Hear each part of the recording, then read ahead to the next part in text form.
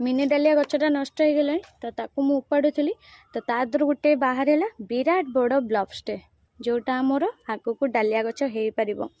तो एको मुझे रखीदेवी स्टोर करी आर वर्ष ये पुणी गछ होके आमको बहुत गुड़े फूल जोगेब। तो नर्सरी रे तो जानते आपण मैंने बहुत डेरी रे चारा तैयारी होउचे, बहुत डेरी रे भी आमको चारा मिलूची। तो आगामी चारा जदि आम प्रस्तुत करने को चाहूँगी ना ताले ए भलिया ब्लब्स रखा निहाती दरकार। ब्लब्स रखीदेले आमको आगामी गछ भी मिल जाव, तार कटिंग रु प्रोसेसिंग करके आम किसी गछ भी मध्य करि परिबा। तो एट मोर ब्लब्स मिलगला जो जी विराट बड़ मिली ना तो ताको मु खरे सुखैकी ही रखी।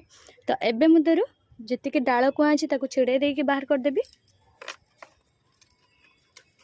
कारण एगुड़ा रहा माने पचिज, पचिला माने ब्लब्सटा भी पचिज ता साथी रे।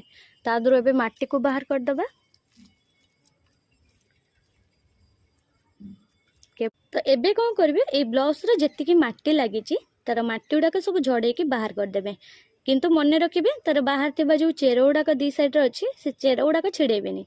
चेर गुड़ाक रहिले आर थर को भल भाव जल्दी सेट हो चेर रु नुआ रूट डेभलप हम आ साथ ये जल्दी गछ बनिक रेडी हो।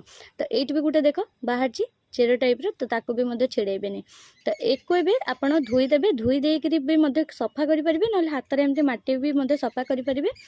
तो एक कौन करेंगे एक जदि आर वर्ष जाए सेमती सुरक्षित रखापी चाहूँगी कहीं यहाँ हूँ गोटे ब्लब्सटे ता भितर बहुत वाटर लेवल थाए जोटा शीघ्र पची जाए, डब्बारे आम पूरे रखला पची जाए।